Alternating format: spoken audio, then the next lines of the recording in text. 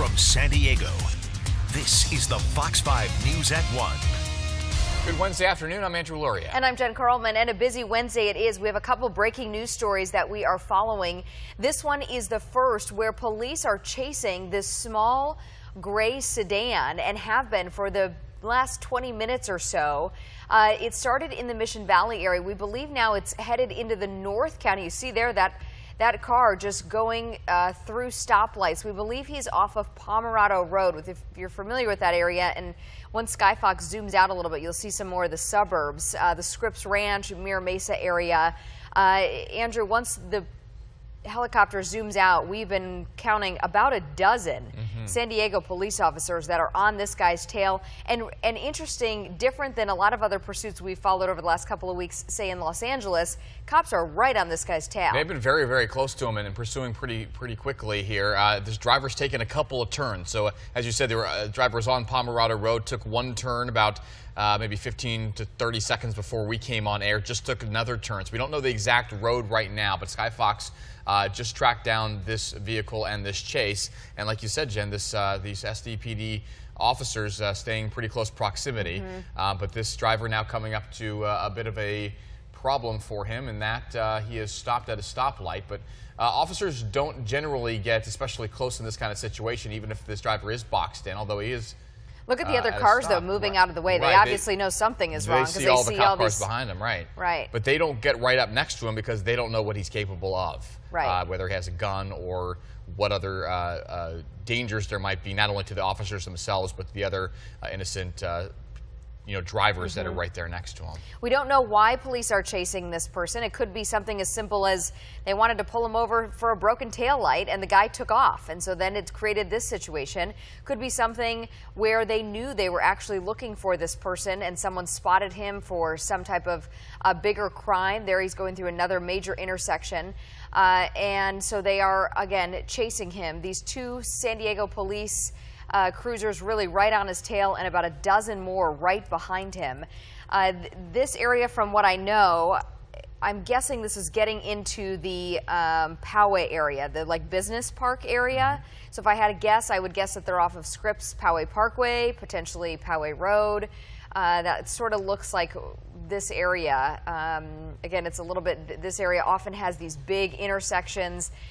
This guy has come up. You obviously see him here trying to sort of swerve in and out. Police haven't done any type of pit maneuvers, if you will, something to try to stop this driver.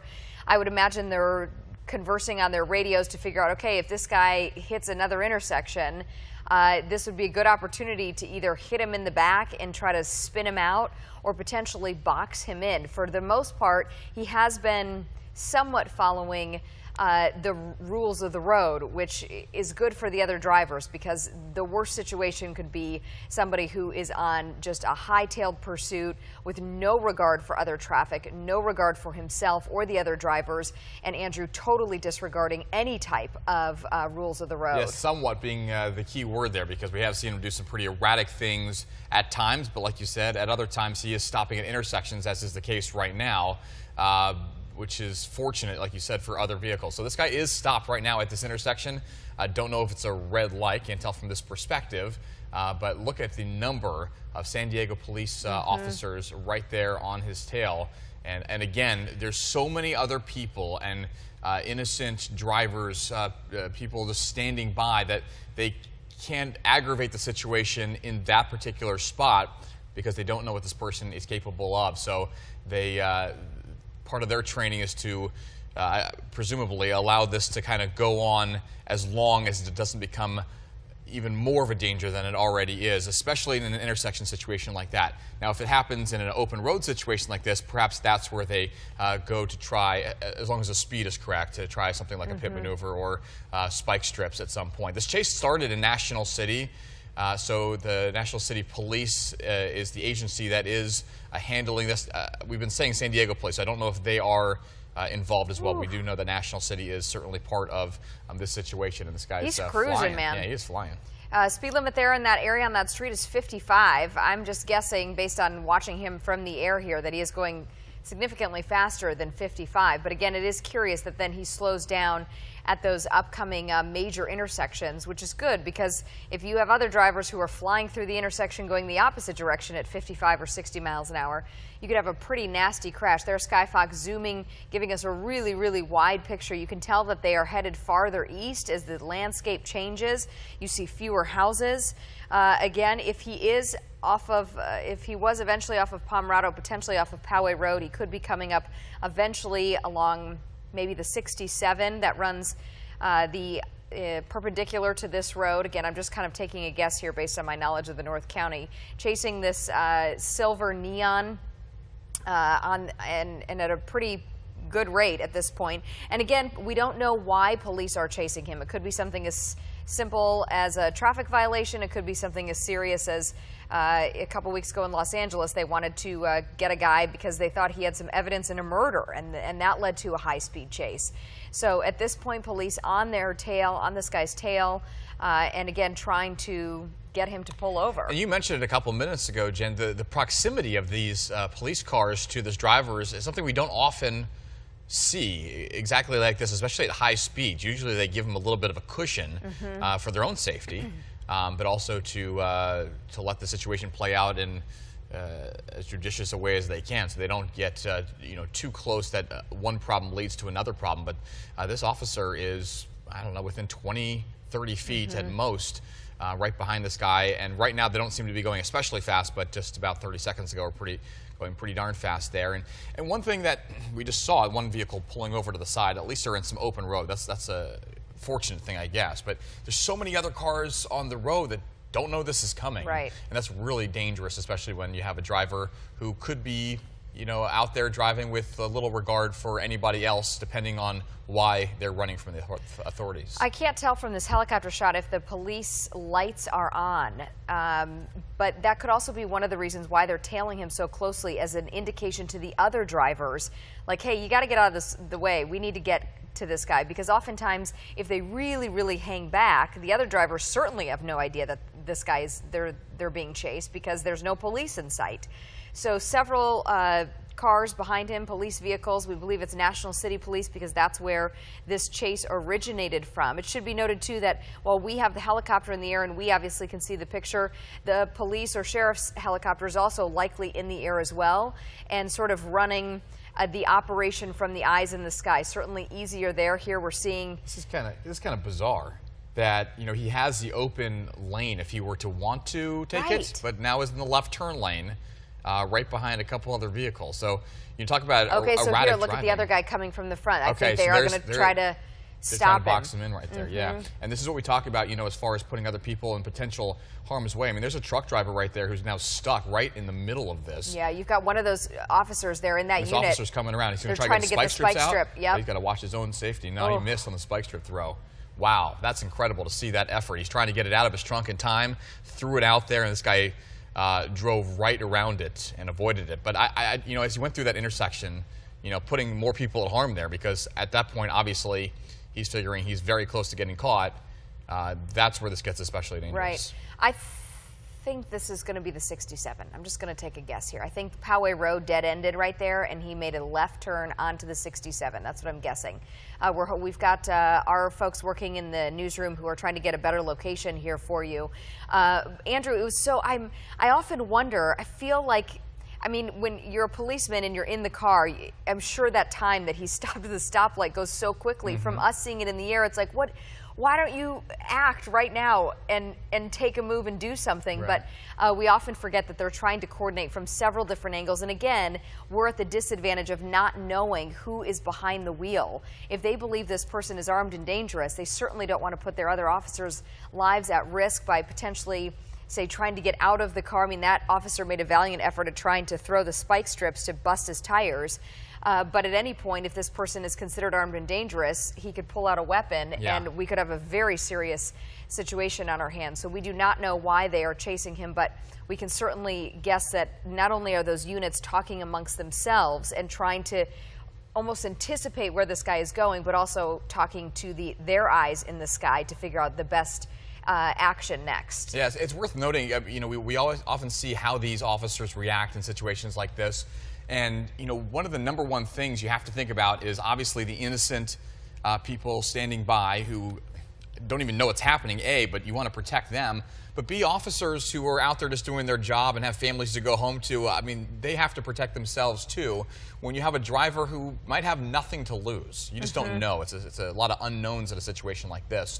So they have to put their safety first. They have to put innocent people standing by, their safety first as well, and then, then becomes the effort to try to stop this person. So, it's very interesting to watch how they play in a situation where he comes to a stop or comes to an intersection, and they might be able to box him in. But again, if somebody has nothing to lose, that's not somebody you want to roll the dice with. We just got confirmation this driver is on the 67, headed Scripps Poway Parkway, dead-ended there as I anticipated, and then you could either go right or left. If he had gone to the right, he would have dumped out on the 67 into the lakeside area. He's decided to go left. That's taking him up toward Ramona. I grew up in the Rancho Bernardo area, so I kind of had a feeling of where he was. There's something I want to bring to y'all's attention, and that is this two-lane road. The 67 is known as one of the most dangerous corridors in San Diego County, and you can see why, Andrew, is they are now starting to wind up this sort of semi-inclined mountain here, and it is only a two-lane road going one direction in each way. And if there's any type of traffic backup, for example, something else happens and the guy has to slow down, we could be in a pretty precarious situation. But this is a very dangerous road for drivers just going normal at the speed limit. Here it's opening up on the right lane there to those two lanes as a potential passing lane, and then it'll go back down again to single lane in each direction. But this is definitely known as one of the most precarious drives in San Diego as the 67 continues to wind up toward Ramona and then eventually continue up the mountain. And just within that shot, you can see 5 police cruisers in close proximity, chasing pretty close here. There's 1, 2, 3, 4, and 5, and there's even more beyond that. That's just within this shot from Skyfox. There's number 6, 7.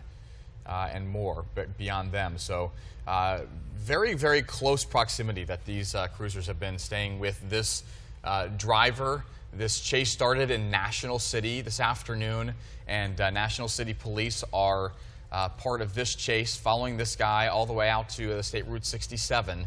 And like you said, Jen, this is a road where things can get pretty precarious given the other drivers that could be out there. Maybe it's a time right now where there are fewer. That might be a fortunate thing. We've seen a number of cars coming in the opposite direction, but not a lot going in the direction that they are. So that's one thing you kind of hope for. You don't want anybody who's innocent just out there in the middle of their day, not knowing this is coming, getting kind of caught in the crossfire, if you will, of a situation where you have a driver who's driving erratically, a driver who has reason to run from authorities, and then you have all these cop cars behind him chasing pretty close.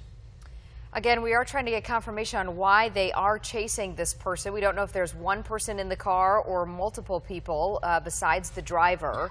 And it's always interesting, Andrew, when we've watched chases, if this person is headed somewhere specific or they're just sort of randomly driving. At this point, I'm going to guess it kind of seemed like he was randomly driving, because as he was trying to avoid those spike strips, he made that big hard left turn onto the 67. Not sure if that was where he was intending to go. Off. Right, it looks like he's slowing down here on the shoulder.